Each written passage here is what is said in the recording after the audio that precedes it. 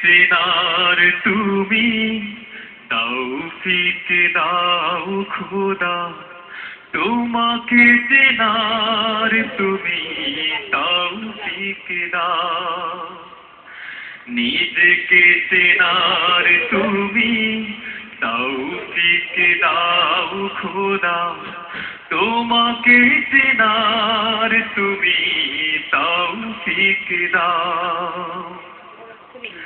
আলোয় দীপ্ত করো নয়ন আমার, আলোয় দীপ্ত করো নয়ন আমার, ভোরের দিভায় ভরো এমন আমার। তবুও চেনার যত পর্দা সরা, নিজেকে চেনার তুমি তৌফিক দাও খোদা, তোমাকে চেনার তুমি তৌফিক দাও। যে জানে না তোমাকে সে জানে না কিছুই, জানে না সে জীবনে অথই মানে। যে মানে না তোমাকে সে মানে না কিছুই, গভীর আধার তারে শত টানে। বাসে না সে ভালো তামাম জাহান, কোন প্রাণ তার কাছে পায় না খোদা। অভিশাপ দেয় তারে কালের খরা,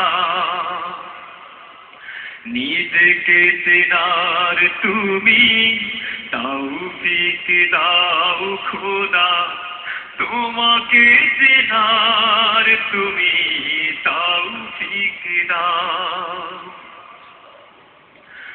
সরল পথের দিশা তুমি ছাড়া কেউ আর দেখাতে পারে না গো পথের মালিক।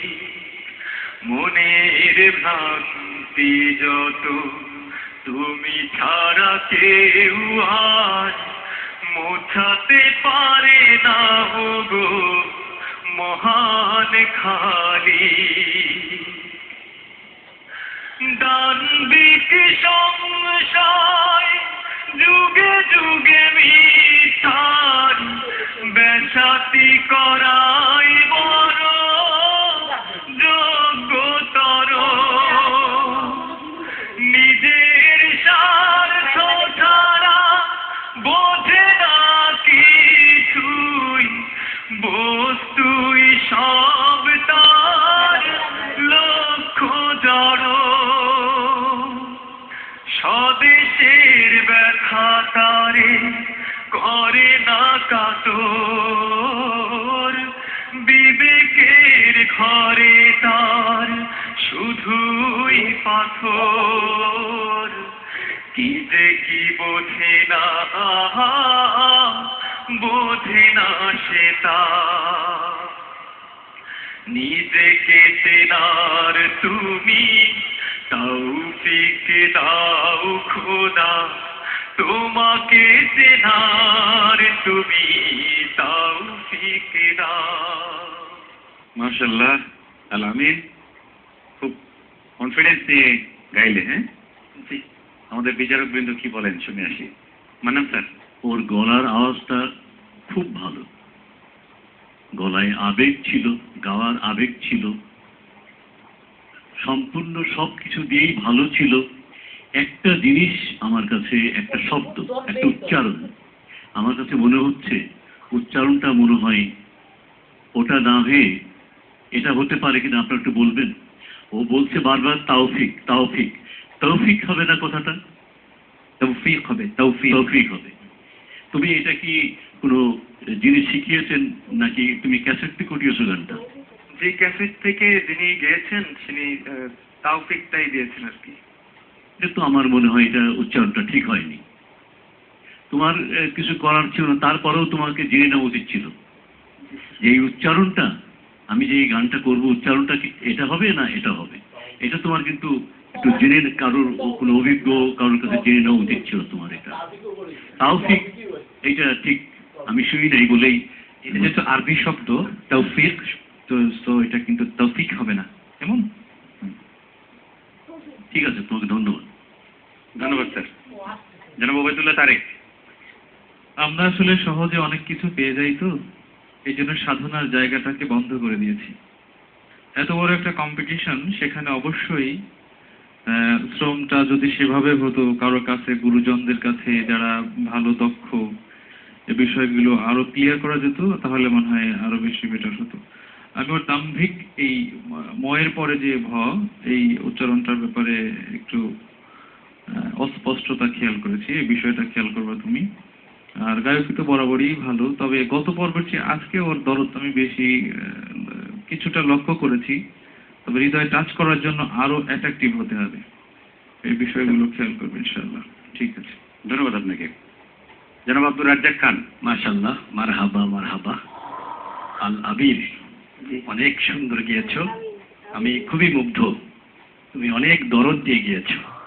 আমি মনে করি সারা বিশ্ব তোমাকে আজকে দেখলো এবং সারা বিশ্ব দেখছে। এই আরটিভির মাধ্যম দিয়ে তুমি অনেক উপরে যেতে পারবে এবং ছোটখাটো ত্রুটি যেটা বললেন বিচারক, এটাকে শুধরে তুমি আরো সামনের দিকে যেতে পারবে। আমি দোয়া করি তোমাকে, আমি তোমার জন্য অনেক অনেক দোয়া করি। ধন্যবাদ তোমাকে। ধন্যবাদ। তুমি আমাদের নাতে রসুলের স্থায়ী শোনাতে পারবে একটু?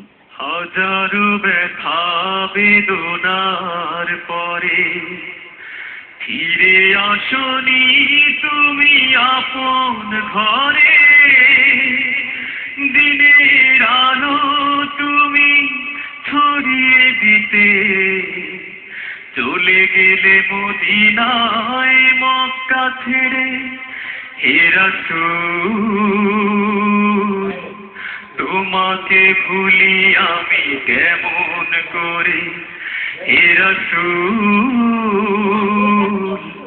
তোমাকে ভুলি আমি কেমন করে। ঠিক আছে, ঠিক আছে, তোমাকে অনেক ধন্যবাদ, খুব ভালো হয়েছে। ধন্যবাদ।